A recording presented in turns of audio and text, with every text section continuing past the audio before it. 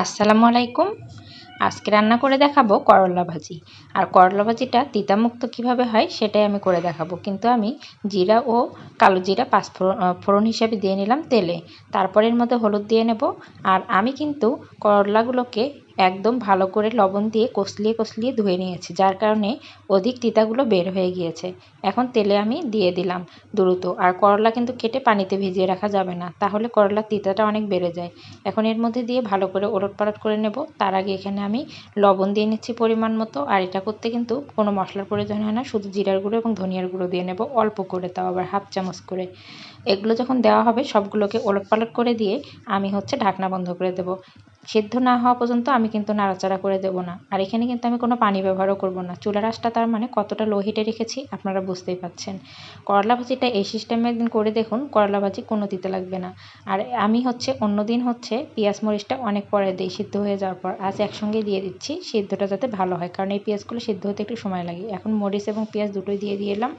এখন এগুলোকে একসঙ্গে ভালো করে নেড়ে তারপরে আমি ঢাকনা দিয়ে বন্ধ করে দেব। আমি কিন্তু সিদ্ধ না হওয়া পর্যন্ত এটাকে খুলব না। এটা কিন্তু পুড়েও যাবে না, পুড়ে যাওয়ার ভয় কিন্তু একদমই কম। কারণ এটা আমি এতটাই লো হিটে রেখেছি যে উপর থেকে যে বাষ্পগুলো পড়বে পানি হয়ে, সেগুলো দিয়েই কিন্তু এটা সিদ্ধ হয়ে যাবে। অনেকে করলাতে পানি দিয়ে দেয়, যার কারণে করলাটা তিতা হয়ে যায়। আর এই সিস্টেমে করলে কখনোই করলা ভাজি তিতা লাগবে না। আপনারা শুধু রান্নাটা চোখের দেখা দেখে যান, কথাগুলো শোনেন না। কথাগুলো শুনলে অনেক উপকার হয়। দেখুন এটা কিন্তু আমার সিদ্ধ হয়ে গিয়েছে। এখন আমি আস্তে আস্তে এটাকে ঢাকনা ছাড়া বারবার নেড়ে নেড়ে আমি ওলটপালট করে দেব। যদি মনে হয় যে এখনও সিদ্ধ হয়নি, তাহলে আবার ঢাকনা বন্ধ করে কিছুক্ষণের জন্য দিয়ে দেবো আর কি। এর মধ্যে আমি আলু দেখলাম, আলুটা সিদ্ধ হয়ে গিয়েছে। আলু সিদ্ধ হওয়া মানে করলা দ্রুত সিদ্ধ হয়ে যাবে, এটাই স্বাভাবিক ব্যাপার আর কি। তারপরও দেখুন এখন কিন্তু করলাগুলোর মধ্যে একটু লবণ কম লাগলো, আমি এখন লবণটা দিয়ে নেব। কারণ আমি এখন ভাজতে লাগবো। ভাজতে শুরু করতে যদি যে লবণটা কম হয়েছে সেই লবণটা কিন্তু অ্যাডজাস্ট হয়ে যাবে।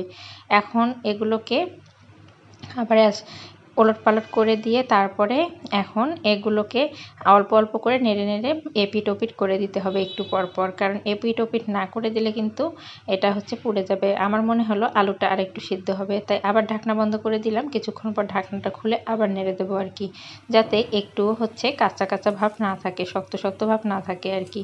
করলাটা যত ভাজা যাবে করলার টেস্ট তত বেড়ে যাবে। এখন করলাটাকে ভালো করে যখন ভাজা হয়ে যাবে তখন কিন্তু আমি বারবার নেড়ে নেড়ে দেবো। শেষের দিকে কিন্তু চুলার আঁচটা একটু বাড়িয়ে দেবো, যাতে করলাটা লাল লাল হয়ে যায়। দেখতে দেখুন কতটা সুন্দর লাগছে, একদম হলুদও হয়নি, একদম খুব সবুজও হয়নি। করলা ভাজি কিন্তু এরকম হলে খুবই মজা লাগে, শুধু ভাত দিয়ে খেতেও। আমার কাছে করলা ভাজি এভাবে রান্না করলে অনেকটাই ভালো লেগে যায়। করলাটাকে খুব সুন্দর করে আমি কেটেওছিলাম। করলা যত চিকন করে কাটা যায় করলা ভাজিটা কিন্তু সুন্দর ভাজিটাও হয় দেখতে, আর খেতেও বেশ মজা লাগে। আজকের এই পর্যন্তই ভিডিওটি।